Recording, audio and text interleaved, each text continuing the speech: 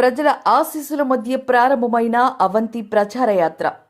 ఈ ఎన్నికల యుద్ధం అవంతి గంటా మధ్య కాదని, పెత్తందారుడు పేదవాళ్ల మధ్య జరుగుతున్న యుద్ధమని ముత్తంశెట్టి అవంతి అన్నారు.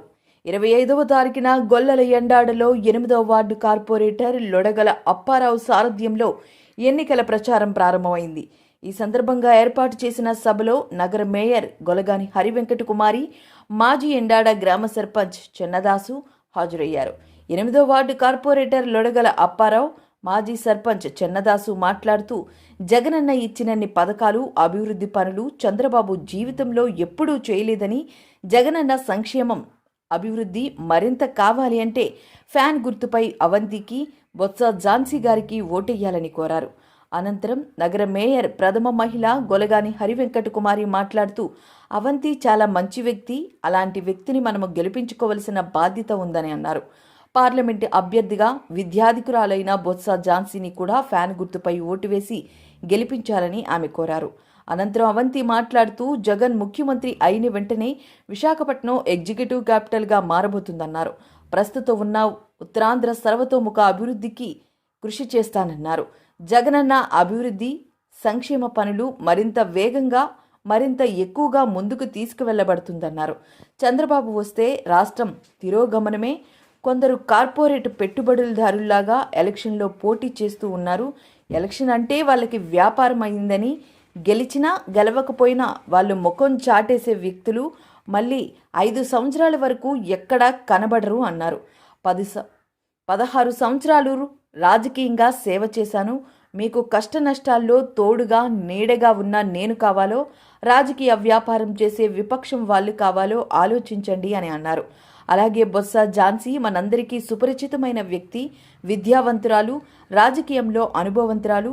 మీ అందరూ ఆలోచించి వచ్చే 13వ తారీఖున అసెంబ్లీకి నాకు, పార్లమెంటుకి బొత్స ఝాన్సీకి ఫ్యాన్ గుర్తుపై మీ అమూల్యమైన ఓటు వేసి అఖండమైన మెజారిటీతో గెలిపించాలని కోరారు. ఈ కార్యక్రమంలో 8వ వార్డు వైసీపీ యూత్ అధ్యక్షుడు లోడగల రామ్మోహన్ రావు, వైసీపీ నాయకులు, కార్యకర్తలు, గ్రామ ప్రజలు తండోపతండాలుగా హాజరయ్యారు. గొల్లల ఎండాడ నుండి ముబారక్ కాలనీ, సాగర్ నగర్లో తీన్మార్ డప్పులతో గడప గడపకు తిరిగి ప్రచారం నిర్వహించారు. మన ఆరోగ్యం కోసం ఎంతో మేలు చేసిన వ్యక్తి, పిల్లల చదువు కోసం విద్యలోను అలాగే ఆరోగ్య రంగంలో కూడా ఎన్నో కీలకమైన మార్పులు, విప్లవాత్మకమైన మార్పులు తీసుకురావడం జరిగింది. అటువంటి వ్యక్తిని మనం నెక్స్ట్ కూడా అతనే గెలిపించుకుని ముఖ్యమంత్రిగా చేసుకున్నట్లయితే మన పిల్లలు ఎక్కడికో వెళ్ళి చదువుకో అవసరం లేదు, ఎక్కడికో వెళ్ళి ఉద్యోగాలు చేయని అవసరం లేదు. ఇక్కడే విశాఖపట్నాన్ని ఎగ్జిక్యూటివ్ క్యాపిటల్గా ప్రకటించడం జరిగింది. మళ్ళా ముఖ్యమంత్రి గారు వచ్చిన తర్వాత ఇప్పటి వరకు ఎన్నో ఇన్ఫోసిస్ కంపెనీలు, Adani group of industries, Bhogapuram వంటి ఎయిర్పోర్ట్స్ ఇలాంటివన్నీ ఈరోజు ఇక్కడ తీసుకురావడం జరిగింది. రానున్న రోజుల్లో ఇంకా ఎన్నో కంపెనీలను ఇక్కడ తీసుకొచ్చి ఇక్కడ యువతకు ఇక్కడే జాబ్స్ వచ్చే విధంగా చేస్తారు మన ముఖ్యమంత్రి శ్రీ వైఎస్ జగన్మోహన్ రెడ్డి గారు. కాబట్టి మీరందరూ కూడా ఇక్కడ భీమిలి నుంచి మన ఎమ్మెల్యే అవంతి శ్రీనివాస్ గారిని, అలాగే బొత్స ఝాన్సీ గారిని గెలిపించాలని. బొత్స ఝాన్సీ గారు కూడా ఇక్కడ వాస్తవ్యురాలే. ఎందుకంటే బొత్స సత్యనారాయణ గారు 2 తెలుగు రాష్ట్రాల్లో కూడా తెలియని వ్యక్తులు ఎవరు ఉండరు. అటువంటి అతని మిసెస్ బొత్స ఝాన్సీ గారు గతంలో కూడా ఒక జిల్లా పరిషత్ చైర్పర్సన్గా 2 సార్లు పార్లమెంట్ సభ్యురాలుగా కూడా చేసిన వ్యక్తి మన బొత్స ఝాన్సీ గారు. కనుక తప్పకుండా అవంతి శ్రీనివాస్ గారు ఎమ్మెల్యేగా పార్లమెంట్లోకి అడుగు పెట్టడానికి, అలాగే బొత్స ఝాన్సీ గారిని పార్లమెంట్లోకి అడుగు పెట్టడానికి మీ అందరి ఆశీర్వాదం కూడా కావాలని మనస్ఫూర్తిగా కోరుకుంటున్నాను.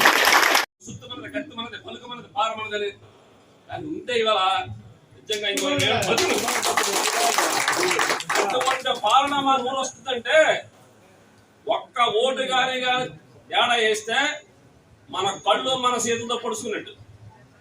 మీరందరూ కూడా వేన గుర్తుకి 2 ఓట్లు వస్తాయి.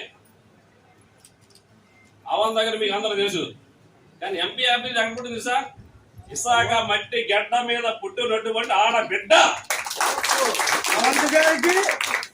విశాఖపట్నం మట్టి గడ్డ మీద పుట్టిన ఆడబిడ్డ మన దగ్గరికి వచ్చిందంటే మనం మన ఆడపిల్లగా పథకాలు కానీ జరిగినటువంటి పనులు కానీ ఎన్నో రకాలుగా ఈ 5 సంవత్సరాల లోపల కూడా జరిగినవన్నీ కూడా మరి గతంలో చంద్రబాబు నాయుడు గారి 14 సంవత్సరాలు కాదు.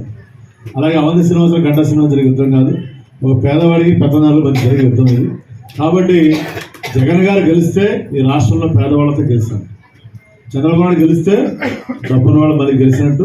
ఇందాక ఆయన చెప్పినట్టు మనందరం మళ్ళీ వాళ్ళకి బానిసంగా ఉండవచ్చు.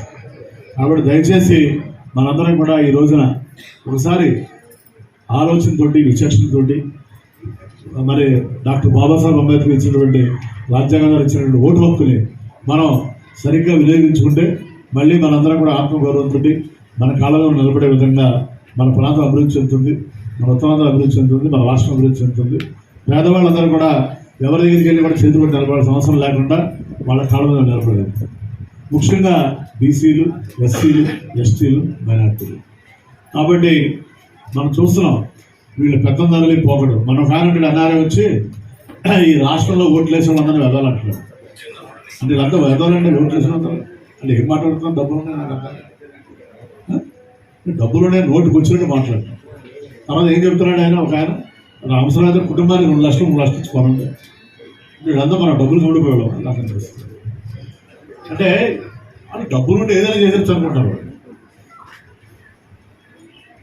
మనుషులు ప్రేమని డబ్బులతో జయించలేదు, వాళ్ళకి ఆ విషయం తెలియదు. అభిమానాన్ని డబ్బులతో జయించలేదు. ఇవాళ జగన్మోహన్ రెడ్డి గారు 5 సంవత్సరాల కాలంలో ఎన్నో సంక్షేమ కార్యక్రమాలు, ముఖ్యంగా కరోనా టైంలో ఎన్నో సేవలు చేశారు కాబట్టి ప్రజలు గుండెలో నిలిచిపడారు. కాబట్టి ఇవాళ జగన్మోహన్ రెడ్డి గారికి మళ్ళీ ఓటేసి ఆయన రుణం తీసుకుందామని ప్రజలు అనుకుంటున్నారు. తప్పనిసరిగా ఆయన మళ్ళీ ముఖ్యమంత్రి కూడా తథ్యం, మళ్ళీ భీమినిలో కూడా వైఎస్ఆర్సీపీ జెండా ఎగరవేసి ఎంతో వచ్చిన మెజార్టీగా కూడా డబల్ మెజార్టీతో ఆయనకి భీమిని నియోజకవర్గాన్ని బహుమతి ఇస్తామని, దానికి ఇక్కడ ఉన్నటువంటి మన ప్రతి కార్యకర్త, నాయకుడు అందరూ కూడా మన యొక్క వ్యక్తిగత ఈగోలను పక్కన పెట్టి మనందరం కూడా పార్టీ అనేది కన్న తల్లి లాంటిది. పార్టీ కోసం మనందరం పనిచేయాలి.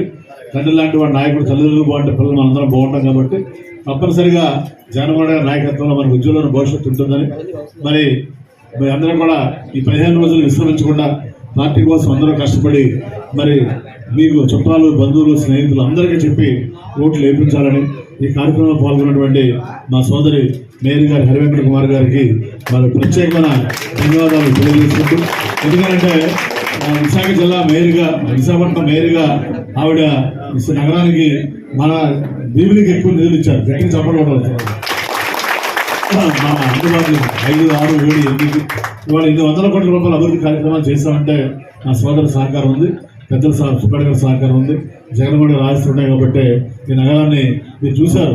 ఈ సెంట్రల్ లైటింగ్ సిస్టమ్ కానీ, ఈ డబుల్ రోడ్లు కానీ, 4 బీచెస్ డెవలప్ చేయడం కానీ ఇవన్నీ కూడా చేయగలిగాం. తప్పనిసరిగా రాబోయే రోజుల్లో మరింత అభివృద్ధి చేస్తాం. మా మేయర్ గారు, మేము, మా నాయకులందరూ కలిసి తెలియజేసుకుంటూ మీ అందరికీ మరొకసారి నమస్కారం, ధన్యవాదాలు తెలియజేసుకుంటూ సెలవు తీసుకున్నాను. జై హింద్, జై జగన్, రావాలి జగన్, రావాలి జగన్. థ్యాంక్ యూ, అందరికి నమస్కారం. మన గుర్తు లేకండి